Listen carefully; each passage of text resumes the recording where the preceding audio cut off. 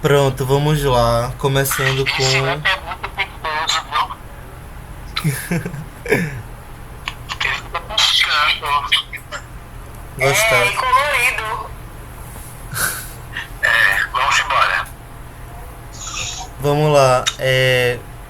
E aí, como é que começou a Tropicar e Coragem?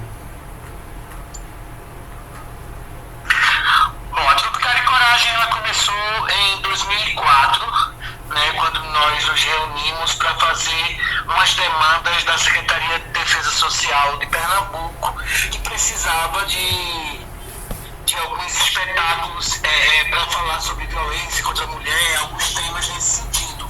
Então, nós tínhamos um grupo e começamos a trabalhar e vimos que isso seria uma boa a gente manter esse grupo para também trabalhar espetáculos. Né? Aí foi quando nós começamos e montamos um espetáculo chamado A Namorada dos Três Porquinhos. Né? Começou por aí. Né? Foi o primeiro espetáculo. Né? E depois nós seguimos trabalhando, fazendo campanhas, trabalhando em empresas e investindo também nos espetáculos. Quem começou? Como era o É, grupo? Era muita gente? não era muito, né? Porque na verdade nós tínhamos um elenco grande, porque dependia muito do trabalho, mas quem começou o grupo mesmo, acho que eu, Val Martins, Flávia Lucena e algumas outras pessoas que eu não me recordo bem. Mas essas três pessoas com certeza estavam desde o começo.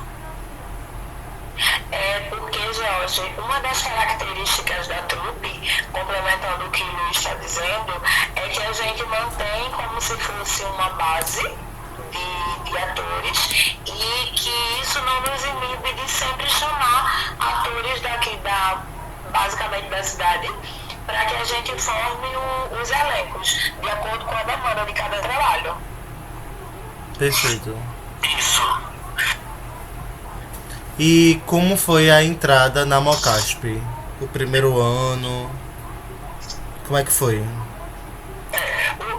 A questão da Mocaixa é muito interessante porque eram essas pessoas que queriam participar e a gente via na Mocaixa esse espaço para experimentar coisas que não tivesse tanta responsabilidade, entre aspas, com a questão do mercado, né? Ou de levar essas coisas. Só que a gente experimentava tanto que a gente gostava muito do resultado, né? O público gostava do resultado e a gente acabava transformando em espetáculo e dando uma vida mais longa a eles.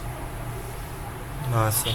Exatamente. Eu acho que como a maioria dos artistas daqui da cidade, a Mocasp é o celeiro.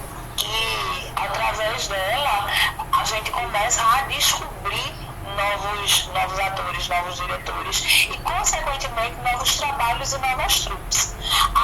Com a trupe Cara e Coragem não foi diferente. Através dessa inquietação, aí a gente foi vendo, foi estudando, foi vendo de que forma a gente podia melhorar aquilo que rendia um bom fruto dentro da mostra e aquilo que era viável, a gente continuava como repertório e aquilo que não era descartado. E quais eram.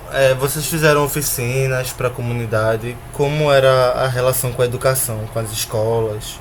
Tinha isso? Ó, eu particularmente, como era da trupe, nunca era assim, a trupe faz, mas era a gente que fazia, né?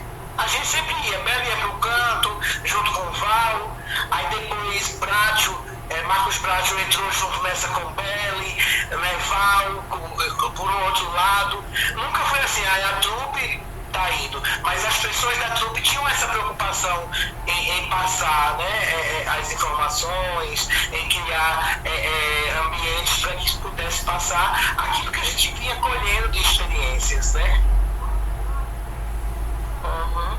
E hoje, atualmente, a gente mantém, em nome da trupe, uma oficina que é chamada Mergulho Teatral, com alunos da Escola Epitácio Pessoa, já desde uma parceria desde 2019, que é um reflexo de tudo aquilo que a gente traz como essência. Que nós também fomos frutos de oficinas que algumas delas, na época, né, hoje extintas, eram oriundas da Mocasp.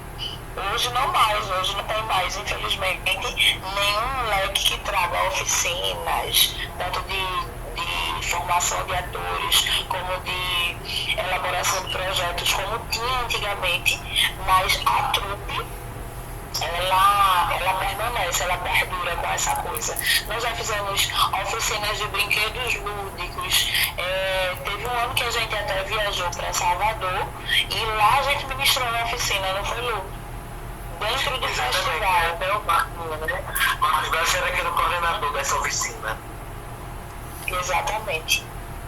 Vocês tinham preferência para uma linha de raciocínio? Porque eu lembro que teve um tempo que vocês produziram muito circo, né? Palhaçaria, mas tinha uma pegada dramática também. O que é que a trupe queria nos processos? Na verdade, a gente sempre foi buscando abrir esse leque e todas as possibilidades, né? Nós trabalhamos também muito teatro popular de rua, né? Nós fizemos 3 espetáculos de rua, né? Que foi Tonho Bozó, Eu Nunca Mais Vou Te Esquecer e Quando o Coração Não Mais Bater, né? Aí trabalhamos também, sempre nos infantis tinha essa pegada também do clownesca, né? Tivemos os dramas, né? Tinha drama mais psicológico, tinha drama, né, mais como é que eu posso dizer, mais clássico.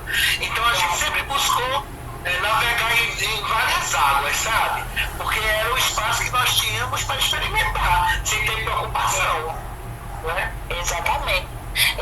Eu acho que quando você adentra no mundo da palhaçaria, foi uma fase que a gente também quis defender, né, Lu? Que foi quando a gente montou Flicts, uma vertente para depois o próprio Rei do Lixo, né? É uma farsa, mas que tem muita palhaçaria no meio, que é um dos carros-chefes da trupe.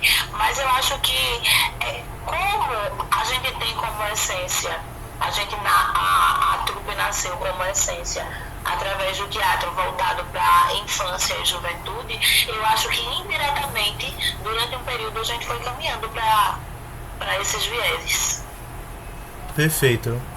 E essa pergunta é mais focada em Luiz, porque a dramaturgia é muito forte, né? No Cara e Coragem, né? Vocês trabalham muito texto, oralidade, discussões, né? Debates. Como era teu processo, Luiz? Tu escolhia os atores? É muito interessante. Pode falar. Eu comecei na Mocasp, né? Nessa necessidade mesmo, como sempre eram textos bem pequenos, e a gente não tinha muito acesso na época a textos pequenos, né? Então eu comecei a escrever. E fui pegando gosto. Eu gosto demais de escrever, né? De criar essas dramaturgias. E eu sempre busco universos diferentes. Eu, particularmente, eu gosto muito de escrever sobre o universo feminino. Eu gosto demais, né? Eu acho que a mulher, ela tem muito mais história. Tá gostando pra vocês? Não, tá tranquilo. Eu gosto demais desse universo feminino. Então, minha vontade de escrever surgiu daí. E é claro, com o passar dos anos, você vai lapidando a sua dramaturgia, né? Então hoje eu sei quando eu escrevo teatro popular, quando eu escrevo drama, quando eu escrevo comédia. Nunca tive nenhum tipo de preconceito, porque inclusive eu já escrevi besterol, né, que eu defendo e acho uma forma de teatro muito interessante, que é da Trupe do Barulho, né? Eu escrevi 2 textos inéditos para eles, mais as malditas que eles adaptaram.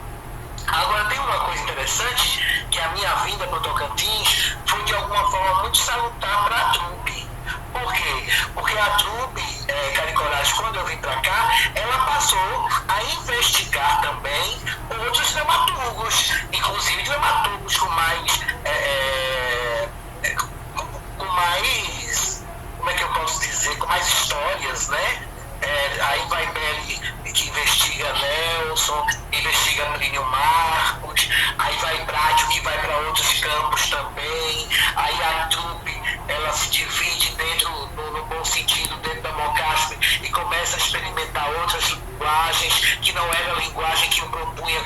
coordenador e quanto dramaturgo. Então eu acho que minha vida para cá foi muito salutar nesse sentido. Teve alguma repercussão fora, né? Fora do estado, fora do país, sobre o que vocês produziram? Conta um pouquinho pra mim. Eu tenho textos, hoje eu tenho textos montados, que foram montados Paraíba, aqui no Tocantins, no Espírito Santo, Rio de Janeiro, São Paulo, aí em Portugal, né, foram 2 textos montados, foi As Malditas e Um Minuto pra Dizer Que Te Amo. Então isso é muito legal, né? Você saber, aí tem espetáculo ficando pronto meu em Goiás, aí tem no Piauí. Então isso vai abrindo, né? As pessoas vão conhecendo a sua dramaturgia. Então é um momento muito especial. E aí, eu queria que vocês... Eu acho que... Pode completar, pode falar. Obrigada, meu amor. E eu acho que a gente tendo a consciência que tudo isso, até o próprio Luiz, com o nome que ele tem hoje, com a história que ele tem hoje, saber que tudo isso foi oriundo da Mocasp, que através de uma provocação, isso é de uma grandeza sem tamanho. Porque a história se repete, né? E vai pra outros grupos, né? E sobre... Exatamente. Tem uma coisa muito interessante, é que a dramaturgia, quando começou, ela não era muito... As pessoas não se preocupavam muito. Então tinha recortes de texto da internet, para você ter uma ideia. Né? E a partir do momento que as pessoas estão se preocupando mais com a dramaturgia, inclusive com a dramaturgia própria, a Mocasp foi ganhando força, né, dramatúrgica, a força da cena, né, da estética, porque quando a dramaturgia ela possibilita as várias leituras, né? E a Mocasp ela precisa dessas leituras diferentes, essas leituras de experienciar coisas diferentes. Então isso que é legal. A Mocasp, eu acho que ela hoje ela nos provoca uma necessidade de uma investigação maior. Hoje, eu, que sou fruto também da Mocasp, eu não me permito apresentar qualquer coisa. Eu acho que pela própria história, pela artista que a mostra me formou, eu acho que eu tenho a obrigação de, mesmo que a gente erre, porque a gente sempre vai errar, mas que tenha uma pesquisa, que tenha um trabalho embasado atrás. Com certeza. E eu queria perguntar 2 coisas, né, sobre o Mocasp. Vocês acham que tem uma diferença da geração que fazia Mocasp com a geração que faz agora? O que é que a gente pode aprender com vocês? O que é que tá faltando? Falta alguma coisa? O que é que vocês pensam? Eu não sei se aprender algo, e também acho que aprende-se, né? Eu sei que a gente tem que estar disposto a aprender. A gente, como no começo, hoje, o tempo de hoje é muito mais favorável, porque as informações estão muito mais à mão, né? É muito mais fácil. Quando a Mocasp começou, era datilografia, meu filho, né? Era datilografia, sem datilografia era texto manuscrito mesmo para fazer as cópias de texto, né? Mas tirando isso, claro, eu acho que, eu não sei, existia uma inquietação maior naquela época, existia uma vontade maior de dizer algo através do teatro.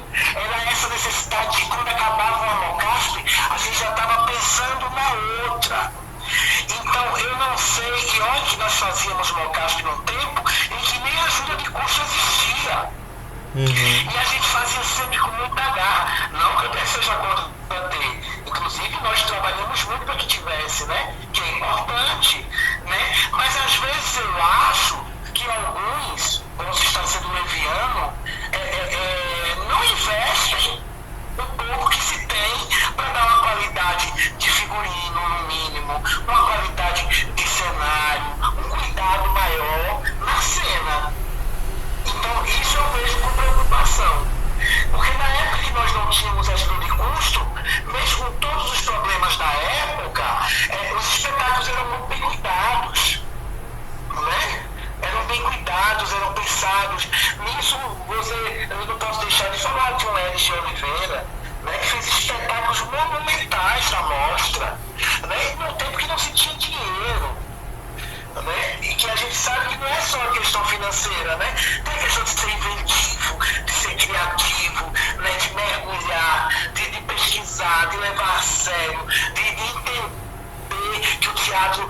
responsabilidade com a gente, com o público, a gente tinha sempre aquela coisa de querer superar o ano que passou, né? Se auto-superar e também de uma forma sadia superar os outros diretores, os outros grupos.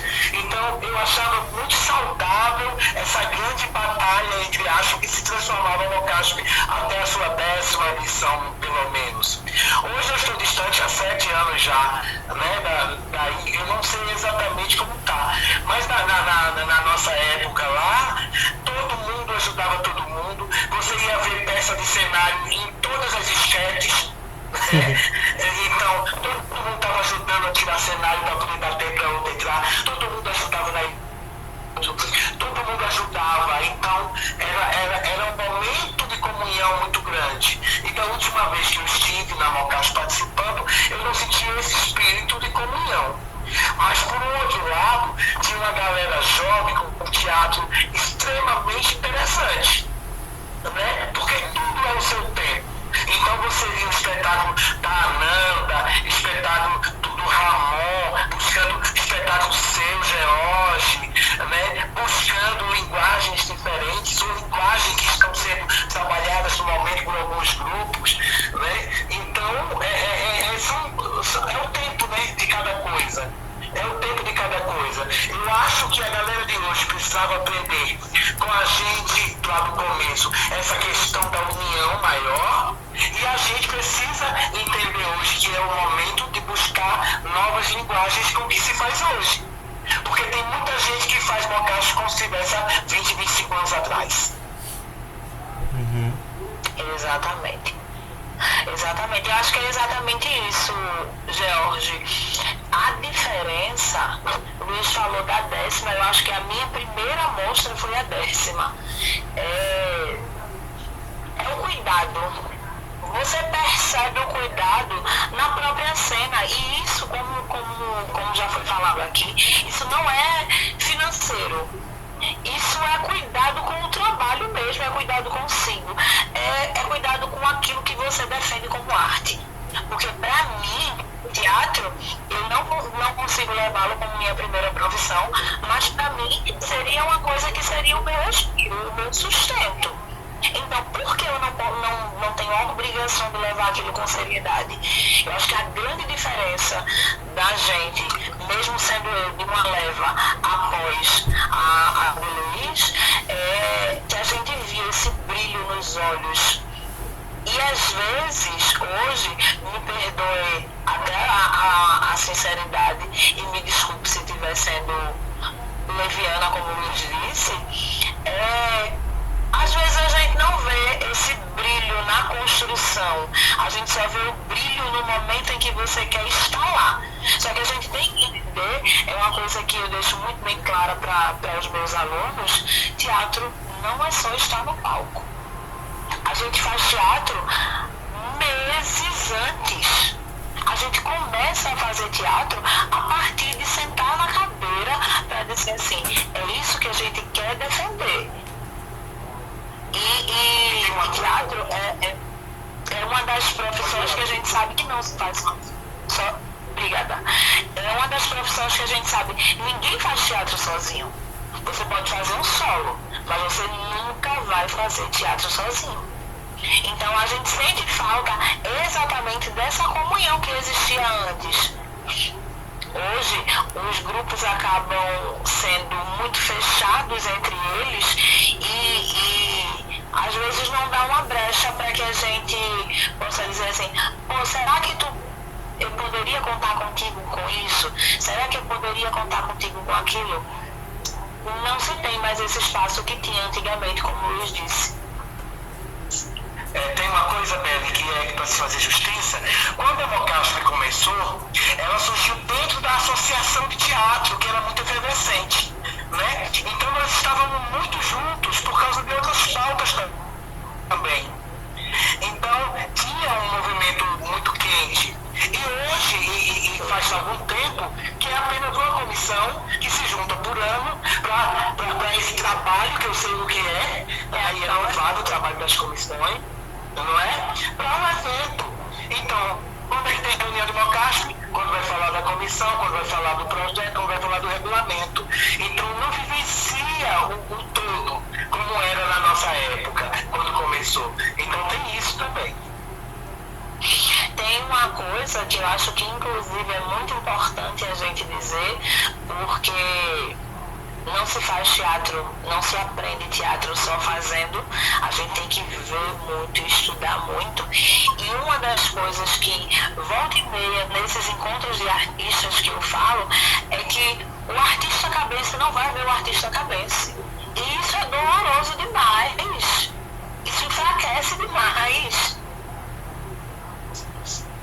Total. E a partir daí a gente vai deixando o movimento cada vez mais fragilizado. O meu medo é que um dia ele morra de tão frágil. Até porque a comunidade só se junta para fazer um evento, né? E vocês se juntavam para políticas públicas, né? Que o Acta fazia essa frente, né? E Exato. o que é que sempre esteve de negativo e de positivo rondando a Mocasp? Desde o seu começo até agora, que vocês acham? O que é que vocês acham? Qual ponto sempre esteve arrodeando a Mocasp de forma negativa e de forma positiva? Esse encontro. Olha, eu acho que a Mocasp tem muito mais coisas positivas, muito mais. Só o fato de você realizar algo, de você trabalhar em prol de algo já é muito importante, é o principal. Eu acho que o de negativo, que não é hoje, é de sempre, é o fato dos espetáculos, eles não durarem. Né? Tem espetáculo que acaba na noite da premiação. Né? E que existia uma coisa muito boa, né, há muitos anos atrás, que era pegava-se os espetáculos primeiros colocados do júri popular, né, do júri oficial, e se fazia uma amostra pós-Mocasp, que era uma forma de fazer com que os grupos continuassem com os espetáculos. E já faz algum tempo que os poucos espetáculos ficam, né? São 30 espetáculos, 20 espetáculos, fica um ou dois, que também não dura muito. Então isso é o grande ponto negativo que sempre permeou, né, a Mocasp. Eu acho que atualmente eu não sei, eu não pontuo, não, com certeza eu não pontuo como um ponto negativo permanente, mas eu acho que atualmente o ponto negativo da Mocasp, por mais que a gente saiba que é uma obrigação quanto política pública, quanto direito à cultura, quanto direito ao acesso, é a dependência 100% do poder público. Isso eu acho um ponto extremamente negativo. E positivo? O que é que fica de Mocasp e Cara e Coragem? Qual a intimidade? Eu acho que o experimento, o tesão, sabe? Que ele nunca vai morrer. Acho que isso é positivo demais. A provocação, o querer mostrar o seu trabalho, que você é de um lugar que às vezes eu sempre ouvi isso, desde que eu comecei a fazer teatro. O Cabo é um celeiro de artistas. Mas é um celeiro que não se alimenta, não se renova, infelizmente.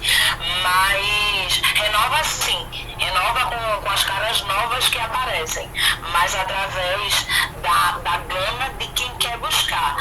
Não que a gente tenha um tipo de incentivo para, que é isso que a gente sempre busca. Mas eu acho que a Mocasp já é um ponto positivo. A mostra em si é um ponto positivo. Você tem um momento de juntar atores que já têm um pouco de bagagem, que já têm, às vezes, uma história dentro do estado, dentro da cidade, e juntar com quem está começando, isso é importante demais, minha gente. Isso é importante num grau que a gente, às vezes, não consegue mensurar. Porque a partir dali a gente vai criando novas sementes, como você, que é uma semente de sementes que vieram da mostra, como Carol, como Álvaro, Marcílio, João e tantos outros. Eu acho que propiciar a arte, propiciar essa provocação é um grande ponto positivo da mostra. Quer complementar, Luiz? Não, eu acho que é isso mesmo, sabe? A gente muitas vezes, eu já passei por isso quando a gente começa, a gente sempre acha que aquilo que a gente faz é a melhor coisa do mundo, que está certo e que ninguém consegue fazer melhor. Então a gente precisa do amadurecimento, o tempo, faz com que a gente entenda que tem muita gente boa, tão boa quanto você, ou melhor que você, porque o teatro não está no que é melhor, no que foi melhor, no que foi pior, mas está exatamente nessa busca de dizer algo através do teatro. Eu acho que essa é a busca. O que é que você quer dizer com o seu espetáculo? No momento atual, no momento em que nós estamos passando, o que é que deve ser dito? Como deve ser usado esse instrumento que é o teatro para dizer alguma coisa? O que você acha que as pessoas poderiam ouvir, que geraria uma discussão em torno? Então, isso só o tempo vai trazendo, como trouxe para mim também. Né? No começo a gente imaginava, né, poxa, mas o que eu fiz foi tão lindo. Né? E muitas vezes quando a gente só acha que o que a gente faz é que é lindo, a gente fecha os olhos para ver quanta beleza existe fora de você, em outras pessoas, em outros trabalhos, em outros ambientes, em outros universos, né? E fora da nossa bolha. Coletividade, né? Coletividade. Total. E você entender que o teatro, ele é muito amplo. Né? Ele é muito amplo. É a vida. Então, você é um grão de areia. Você é um grão de areia. O que eu fiz hoje, amanhã pode estar tudo diferente. Não é? Porque as linguagens se renovam, as experiências se renovam. A gente está sempre buscando algo. Eu nem sei se existe algo novo para se mostrar, mas existe uma ideia, algo que possa ser colocado ali, que naquele momento a gente precisa entender o momento de colocar a tua informação, o momento exato e crucial de dizer aquilo que precisa ser dito. É isso. Perfeito. E para terminar, quais nomes eu não posso esquecer de mencionar no TCC quando a gente fala de Mocasp?